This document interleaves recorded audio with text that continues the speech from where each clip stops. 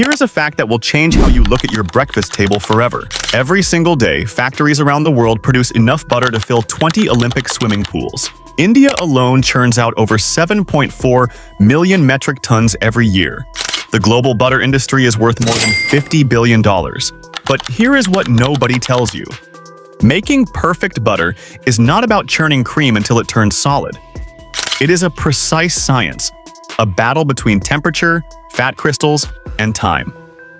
Get one variable wrong, and you end up with a greasy mess instead of that smooth golden block sitting in your fridge. The difference between average butter and perfect butter is a process so precise that factory workers measure temperature down to a single degree. The churning speed is calculated to the exact RPM. Even the cow's diet is monitored because it changes the color of the butter. Today, we are going inside the world's most advanced butter factories. From the Neolithic traveler who accidentally invented butter 10,000 years ago, to the automated production lines that now make millions of sticks per day. This is the full story of how science, engineering, and history come together to create the perfect butter. The story begins around 8000 BC, somewhere in the rolling hills of ancient Africa. A nomadic traveler ties a container made of animal skin to his horse. Inside that container is milk, probably sheep or goat milk. He rides for hours across rough terrain. The combination of body heat from the horse, the constant shaking, and the warm climate does something unexpected. When he finally stops to drink, he finds that the milk has separated. A fatty, yellowish solid floats on top. He tastes it. It is rich. It is satisfying. It is the world's first butter. That accidental discovery changed human food forever. For thousands of years after that, butter making barely changed. Ancient cultures across Africa, the Middle East, and Europe all developed their own methods. In many parts of Africa, hollow calabash gourds became the first butter churns. Their rounded bottoms were perfect for rocking back and forth, the same motion that separates fat from liquid. By the time of the Middle Ages, the dash churn had become the standard tool across Europe. A wooden plunger with holes in it, pushed up and down inside a tall container. Up, down, for hours. It was exhausting work, usually done by women. A single household might spend half a day making enough butter for a week. Then came the Industrial Revolution, and everything changed.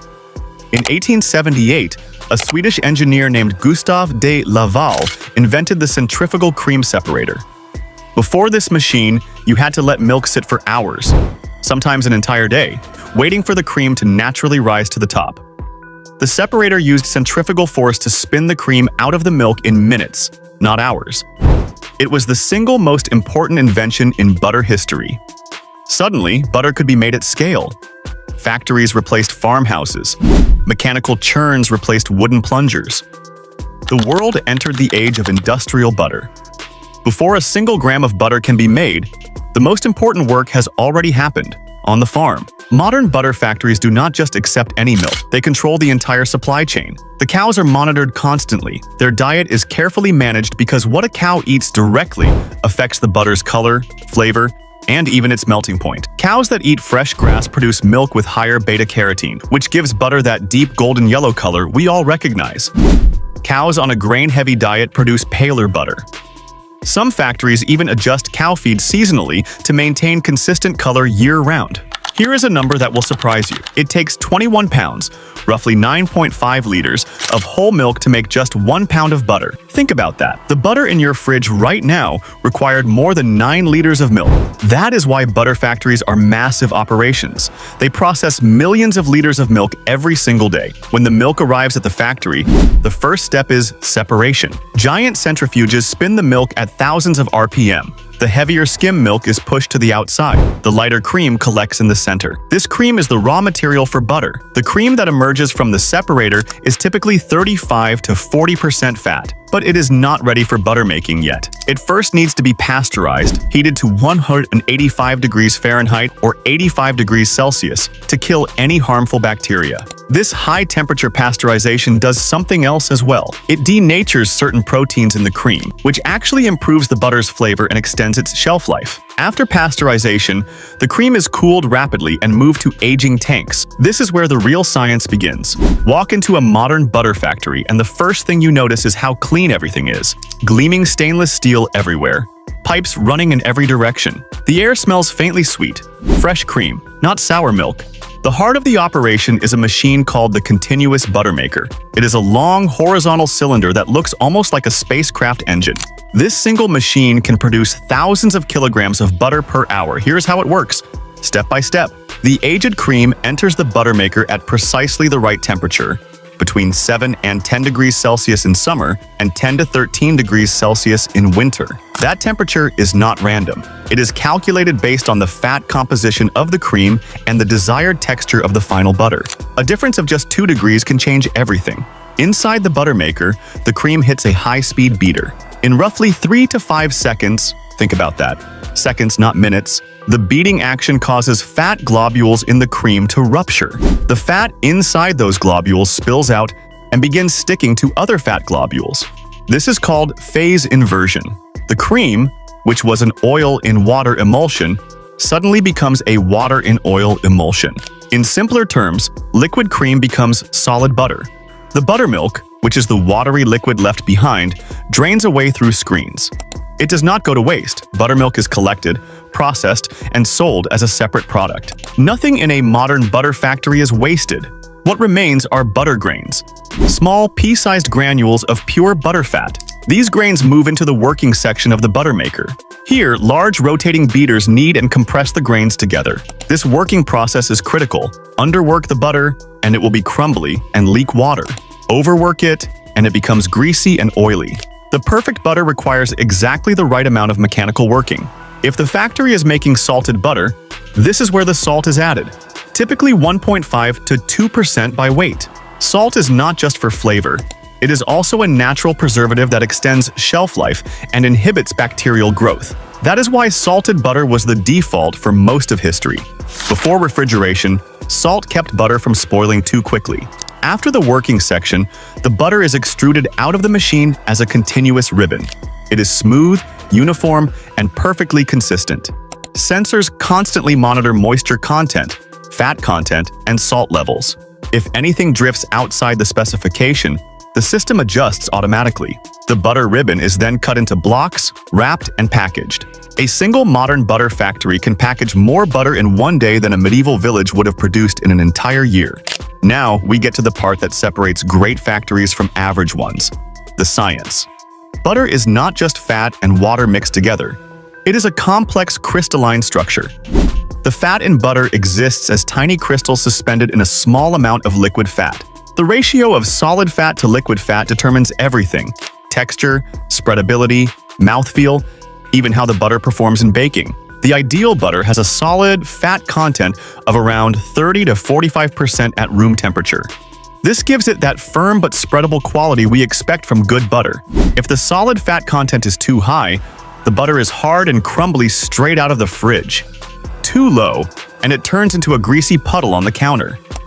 Controlling this crystal structure is where the factories earn their reputation.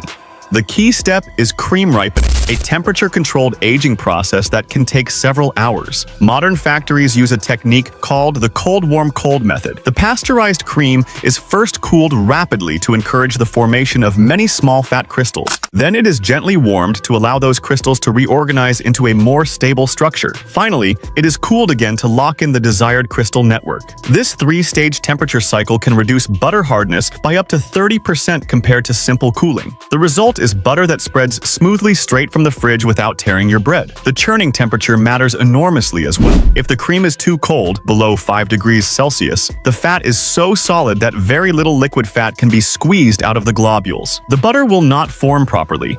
If the cream is too warm, the fat is too liquid, and the butter becomes soft and oily. The sweet spot is around 8 to 12 degrees Celsius, depending on the season and the fat composition of the milk. In the best factories, these temperatures are controlled to within half a degree. That is the level of precision behind the butter you spread on your toast. Not all butter is created equal. In the United States, the USDA grades butter on a strict scale. Grade AA is the highest. It must score at least 93 out of 100 points based on aroma, flavor, and texture. Grade AA butter has a clean, sweet flavor and a smooth, creamy body. Grade A butter scores 92 or below. Grade B is rarely seen in retail stores. It is usually sold to food manufacturers for use in processed products. The grading is done by trained, licensed graders who evaluate butter under controlled conditions. They check the flavor first, because that is what consumers notice most. Any off flavor, no matter how subtle, can drop a batch from AA to A. Then there are the different styles of butter. American butter typically contains 80% butter fat. The remaining 20% is water and milk solids. European-style butter, by contrast, often contains 82 to 86% butter fat. That may not sound like a big difference, but those extra few percentage points change everything.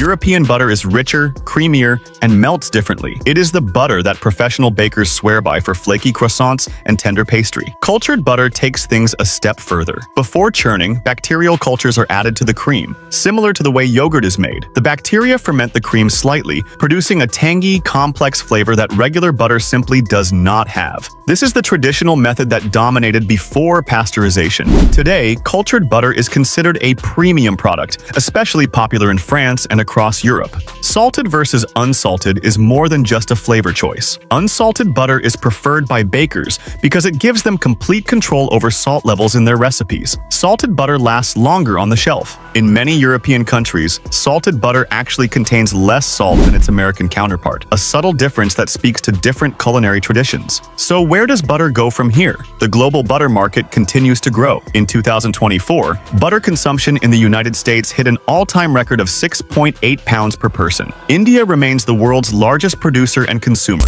with over 7.4 million metric tons produced in the 2025-26 season. The European Union produces another 2 million metric tons. New Zealand, despite its small population, is a butter powerhouse, leading the world in butter consumption per capita at nearly 4 kilograms per person per year. At the same time, factories are getting smarter. The Friesland Campina plant in Lochem, Netherlands, just completed a major expansion in June 2026. The new line features fully automated quality monitoring, real-time fat crystal analysis, and energy-efficient churning technology that reduces both water and gas consumption. But here is what is really interesting. While the technology advances, the fundamental science of butter has not changed in thousands of years. The Neolithic traveler who shook cream on horseback 10,000 years ago was doing, in principle, exactly what modern factories do today. He was applying mechanical energy to cream to break fat globules and force them together. The difference is that modern factories do it with incredible precision. Every temperature measured, every RPM calculated, every crystal controlled. That golden block in your fridge is not just food. It is 10,000 years of human innovation, from an animal skin on a horse to a multi-billion-dollar global industry. And it all started with an accident.